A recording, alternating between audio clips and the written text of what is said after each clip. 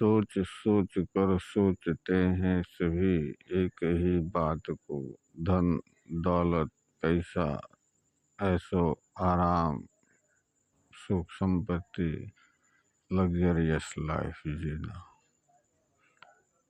और प्रयत्न भी करते हैं, परंतु आखिर में तो उन्हें अपने देह का त्याग करना पड़ता है। देह का त्याग सभी को करना पड़ेगा, ऐसा नहीं है कि नहीं। कौन अमर आया हुआ है? अमर आए हुए अश्वस्थामा, बलि, व्यास, हनुमान, विभीषण, कृपाचार्य, परशुराम, सप्तेचे, चिरंजीवी, अष्टमेव मार्कंडेय ऋषि, नवमे शिवात्मा रामदास राम। जो अपने भीतर प्रकट करेगा, जो अपने अंदर से प्रकट करेगा, जो अपने अंदर उद्भवित करेगा, जो अपने अंदर वो प्रकट करने के साथ साथ उसका अमल करेगा, अमल करके ही वो बन सकता है चिरंजीवी। करना है भीतर से ही करना है। बाहर की दुनिया जो दिखाई दे रही है वो तुम्हें भ्रमणाओं में डालने के लिए है। भीतर की दुनिया सत्य है, परंतु भीतर की दुनिया कोई जानता नहीं है जिसने प्रयत्न नहीं किया है जानने का, और जिसने प्रयत्न किया है वो जानता है।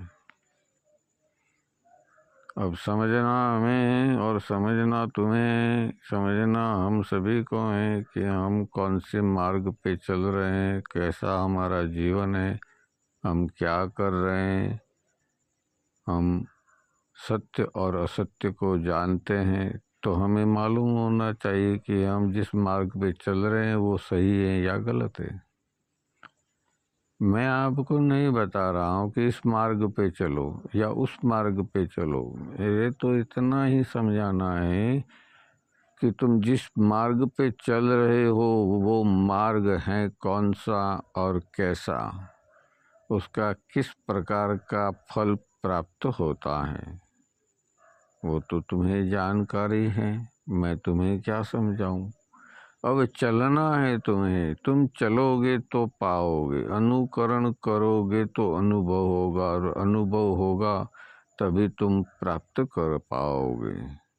परंतु एक बात और बता देता हूँ, समझ लेना, बहुत गहरी है।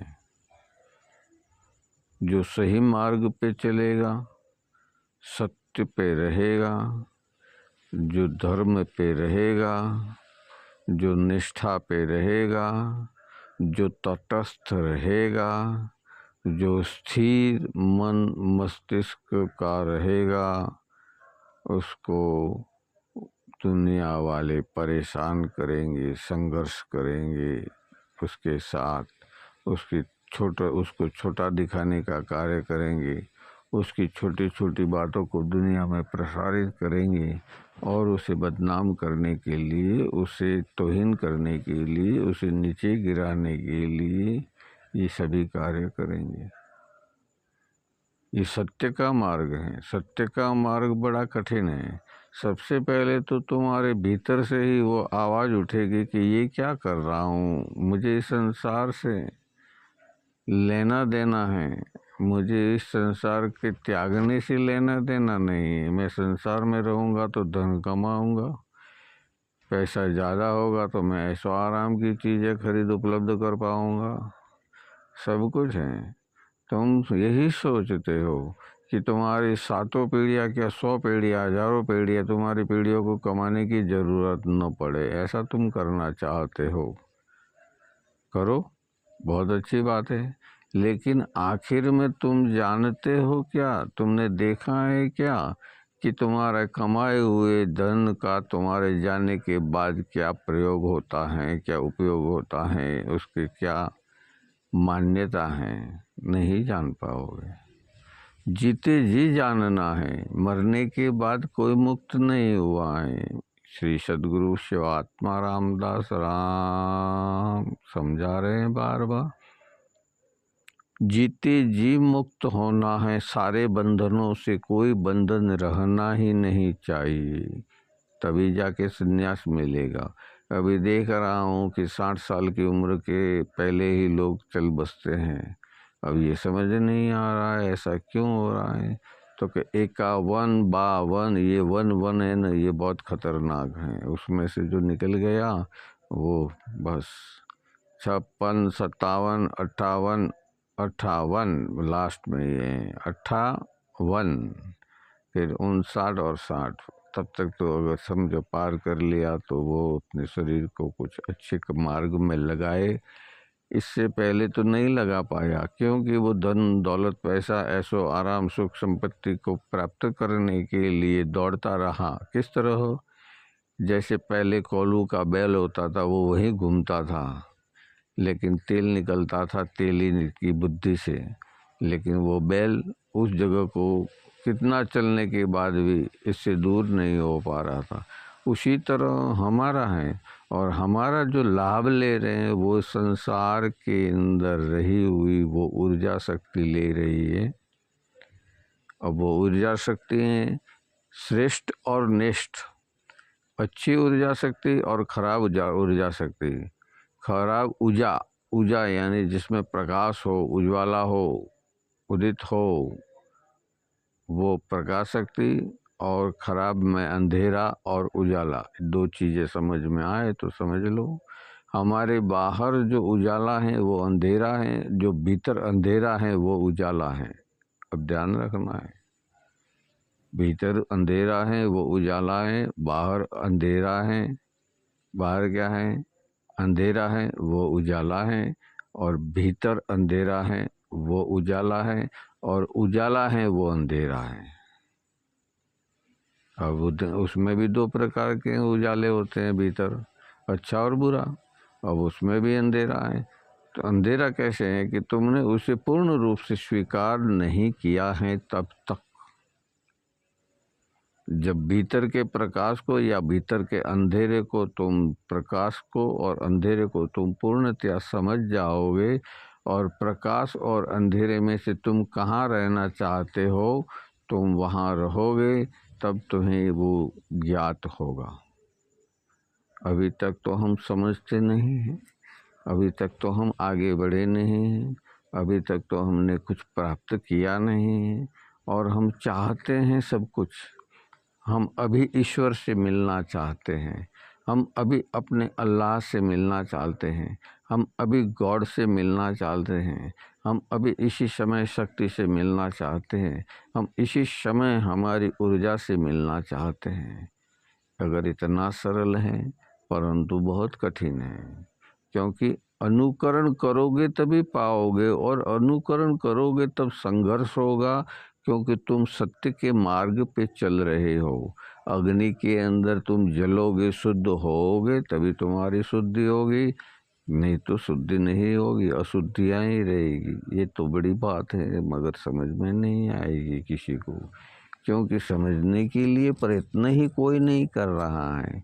सब कुछ जानने की प्रक्रियाओं में लगे हुए हैं। बस जानो, सिर्फ जानो जानो, और जानने से कुछ नहीं होगा। जानने से सिर्फ इतना ही होगा कि हमारे पास वो जानकारी बढ़ेगी। अब हम उस जानकारी से क्या कर सकते हैं वो हमें करना है। हमें अच्छे और बुरे के ज्ञान है, दिन और रात का ज्ञान है, सत्य और झूठ का ज्ञान है, अंधेरे और उजाले का ज्ञान है, सारा ज्ञान है हमारे पास। कौन से हम अज्ञानी छोटे बालक हैं।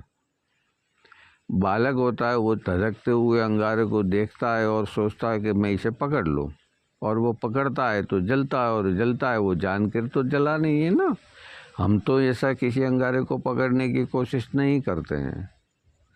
हमें तो मालूम है, क्योंकि हमें मालूम है कि ये अंगारा है वो जलाएगा, और बच्चे को मालूम नहीं है। हम इतने तो अबोध नहीं है ना, हमारे पास ज्ञान है, बुद्धि है, विवेक नहीं है। अब विवेक को जगाना है। विवेक को जगाओगे, भीतर से विवेक को जगाओगे तो वो सहजता ही तुम्हारा बल बन जाएगा। विवेक को नहीं जगाओगे तो भीतर से तुम जाने हुए हो कि नहीं जाने हुए हो, जागे हुए कि सोए हुए हो, कोई फर्क नहीं पड़ता है। भीतर से जागना है। भीतर से हमें सारे कामों, क्रोध, मद, लोभ, मोह, माया, आलस, ऐश्वर्य, अहंकार और कर्म फल को जो पड़ने वाली पीड़ा है उस सभी से मुक्त करना है। ये जो 9 है न सिर रावण के, ये 10वां सिर मेरा एक है, ये पहला सिर है मेरा, और बाकी के संसार में आने के बाद जैसे जैसे अनुभव किए 9 सिर मेरे होते चले गए। और उसी से मैंने ये तेरा मेरा, ऊंचा नीचा, काला गोरा, तेरा उसका इसका, बेला फोर, ये वो जो कुछ जानना था जान लिया। और जानने के बाद हम 9 मस्तिष्कों में ही घूमते हैं। हमारे असल मस्तिष्क, हमारा जो शरीर पिता के शरीर में उत्पन्न हुआ था वो शिव ने प्रकट किया था। उसने विष्णु यानी चेतना को प्रदान किया। उस ऊर्जा उत्पन्न हुई, ऊर्जा ने चेतना प्रकट की, चेतना ने आवरण प्रकट किया जिसे हम ब्रह्म कहते हैं। और वो जो चमड़ी इत्यादि जो है वो बाद में बनी माता की शक्ति से, प्रकृति से। तो शिव और शक्ति जब मिलन होता है तो शिव और शक्ति से ही ये सृष्टि का सर्जन होता है। क्योंकि उन्हीं का प्रथम पुत्र, किसका प्रथम पुत्र? शिव जी का प्रथम पुत्र क्या है? वो षडानन है। ध्यान रखना, बहुत गहरी बात है। ये जल्दी से किसी को समझ में आ जाती तो फिर तुम मैं हो जाते और मैं ही रह जाता। समझे? तुम मैं हो जाते और मैं ही रह जाता। मगर मैं नहीं रहना है। जैसे लोहा है उसको पारस पत्थर स्पर्श करेगा तो वो सोना बन जाएगा। तो गुरुदेव यही कह रहे हैं कि आओ मैं तुम्हें पारस बना दूं। सोना तो संसार बनाता है और संसार सोना बनाता है तो वो सोने में ही रह जाता है। और मैं तुम्हें पारस बनाऊंगा तो तुम जिसको भी पारस बनाना चाहते हो लोहे को, उसे पारस बना दोगे, सोने को सोना बना दोगे। पारस बना नहीं पाओगे। मगर पारस बनाने के लिए फिर तुम्हें वो आत्मा से, परमात्मा से मिलन करना होगा। आत्मा से परमात्मा से, यानी मेरा स्वयं वो ऊर्जा जो इस ब्रह्मांड में थी और यहाँ आई इस शरीर में पिता के, और पिता के शरीर से आवरण बनाकर उसने एक वीर्य रूप धारण किया, माता के अंदर से अंड समायोजित किया और उससे प्रकृति को प्राप्त करके ये शरीर धारण किया है। और ये शरीर धारण करने के बाद जैसे ही हम पहला श्वास लेते हैं माता के गर्भ कमल से बाहर आने के बाद, और वो श्वास के साथ ही ये जो ब्रह्मांड यानी राम है इसकी सीता को हम हरण कर लेते हैं।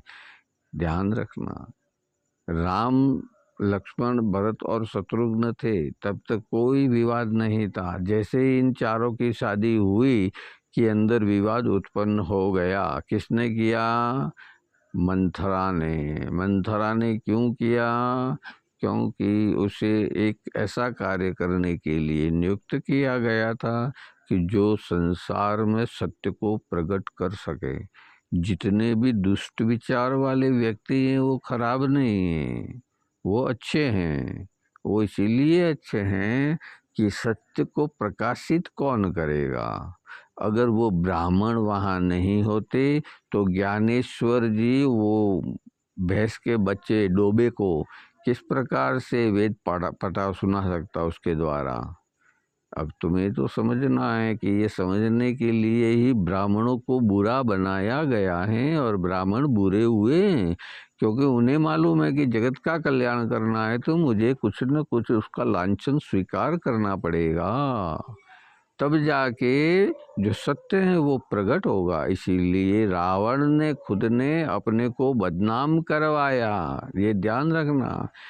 क्यों? उसके पास तो इतना ज्ञान था, वो तो वेदों का ब्रह्म भगवान शिव से मिल सकता था। तो फिर तुम्हें मालूम होना चाहिए कि वो गलती कैसे करेगा। अब तुम्हें ही समझ में नहीं आएगी ये बात है। ये समझ में आने के लिए बहुत गहराई जाना पड़ेगा, और गहराई में तब जा पाओगे जब तुम गुरुदेव की शरण में आकर तुम अनुभव करना सीखोगे और अनुकरण करोगे तभी अनुभव करना सीखोगे, और अनुभव करोगे तभी तुम सत्य और असत्य दोनों में से किसका तारण करना है तुम्हें वो अपने आप हो जाएगा। क्योंकि शरीर के अंदर अपने जो ऊर्जा थी पिता के शरीर में एक कितनी बिंदु स्वरूपम, जिसे हम नरी आंखों से देख भी नहीं सकते, खुली आंखों से देख भी नहीं सकते, एक ऐसा। और वो जब अपने शरीर को धारण करके ये विराट स्वरूप बनाता है, लेकिन वो मूल में तो उतना ही रहता है। उसकी ऊर्जा, उसका वाइब्रेशन ही हमारे ब्रह्मांड में हमें प्रसारित करना है, कर्म के द्वारा, धर्म के द्वारा, निष्ठा के द्वारा, सत्य के द्वारा, परगामी होकर नहीं, स्वगामी होकर। परगामी होगे तो तुम्हें भटका देगा संसार। परगामी होकर नहीं, स्वगामी होकर। और स्वगामी तभी हो पाओगे जब तुम सत्य को स्वीकार करोगे। अब सत्य को स्वीकार करना नहीं करना तुम्हारे हाथ में। मैं तुम्हें कुछ नहीं कहूँगा, तुम जो कर रहे हो तुम्हारे कर्म की गति वैसी ही है, तो मैं क्या कहूँ। और तुम्हारे कर्म की गति को तुम परिवर्तन खुद कर सकते हो, क्योंकि तुम्हारे पास ज्ञान है, बुद्धि है, विवेक नहीं। बल बुद्धि विद्या देहु मोहि, बल बुद्धि विद्या तो तुम्हें मिल गई है, लेकिन विवेक, बल बुद्धि ज्ञान विवेक नहीं मिला है। अब तुम्हें वो नहीं मिलेगा। विवेक युक्त तो तुम, ये बल बुद्धि ज्ञान सब कुछ तुम्हारे पास होगा, सारा ही व्यर्थ है। क्योंकि ये मनुष्य देह शरीर ही एक ऐसा है जिससे हम जीते जी मुक्ति को प्राप्त कर सकते हैं। इसीलिए गुरुदेव बार बार समझा रहे हैं कि तुम्हें मुक्त होना है, हर बंधन से मुक्त होना है, क्योंकि तुम स्वतंत्र स्वयं शिव हो और कोई हो ही नहीं। शिव यानी ऊर्जा, और ऊर्जा कहीं भी प्रकट हो सकती है, और ऊर्जा कहीं से भी कहीं भी वो अदृश्य हो सकती है। तो हमारा शरीर वो ऊर्जा का स्वरूप है, और ऊर्जा से इसने आवरण धारण करके ये स्थूल शरीर प्राप्त किया है। ये माता प्रकृति की देन है। अब समझ में आए तो समझ लेना, न समझ में आए तो तुम्हारी मर्जी है। तुम्हें जीवन में अनुकरण करना है कि नहीं करना, वो तुम्हारी मर्जी है। तुम्हें उस पर चलना है कि नहीं चलना है, वो तुम्हारी मर्जी है। अब तुम किस बहाव में बह रहे हो और उस बहाव में चले जा रहे, तो वो तुम्हारी मर्जी है। और जिस बहाव में बह रहे हो वो बहाव खराब है, तो उसे त्याग करना, या अच्छे मार्ग चल रहे हो तो उस पर चलना, ये तुम्हारी मर्जी है। मैं तुम्हें कौन समझाने वाला हूँ, मैं सिर्फ याद करवाता हूँ। क्योंकि बुद्ध ने क्या कहा है, मैं दुनिया में ये सारी पीड़ाएं, कष्ट, दुख देख कर ही समझ पाया हूँ कि मेरा ये शरीर नश्वर है। फिर मैं ये शरीर नश्वर है तो इसकी माया के अंदर क्यों पड़ा रहूं। मैं अपने आप को जानूं, स्वयं को जानूं। हु इज आई एम, मैं कौन हूँ। अब मैं जब जान लूंगा, बुद्धत्व प्राप्त होगा। बुद्धत्व का मतलब क्या है, अच्छे और बुरे का ज्ञान तो उनको है ही, था ही, है ही और था ही, परंतु उसमें से उन्होंने तारण निकाला और बुद्धत्व को यानी आत्मा का साक्षात्कार किया। और आत्मा के साक्षात्कार किसने किया, उस जीव ने किया जो पिता के शरीर के अंदर उत्पन्न हुआ था। एक वीर्य रज और ऊर्जा, ऊर्जा उत्पन्न होने के बाद वीर्य रज बना और उसने ये शरीर धारण किया है। अब समझना हमें ही है, जानना हमें ही है, चलना हमें ही है। हम ही अपने इस ब्रह्मांड के अंदर अपने आप से कुछ कर सकते हैं। बाकी दुनिया में जो हो रहा है उसमें बहते चले जाओगे, तो हो सकता है कभी तुम्हें किनारा मिल जाए, नहीं तो समुंदर में जाओगे, वहीं वापिस खारे पानी में। बहुत समझ में आएगी। ये संसार का समुद्र खारा है, इसी तरह भवसागर है, ये मीठा है। भवसागर कैसा है, मीठा है। इसीलिए तुम इसे छोड़ने की इच्छा ही नहीं करते हो ना। अगर ये खारा होता तो तुम इसे छोड़ देते। तुम्हें पीड़ा होती है तो तुम उसको संभाल के रहोगे, नहीं मेरे को पीड़ा होनी ही चाहिए, तुम उसे अच्छा करने की कोशिश करोगे। तो ये जो संसार का धारा चल रहा है उसमें हमें चलना है, हमें अनुभव करना है, हमें अपने आप के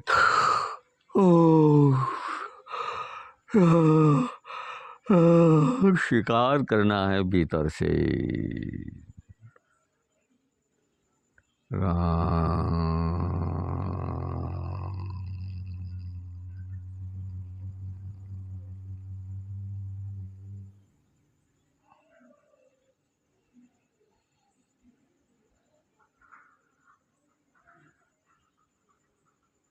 राम।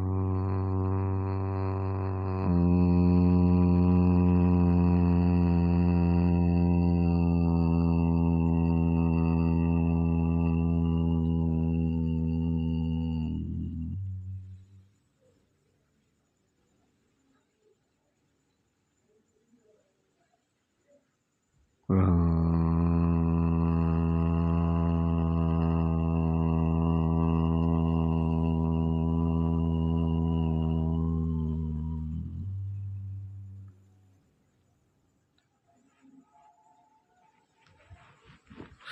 सद्गुरु शिवात्माराम दास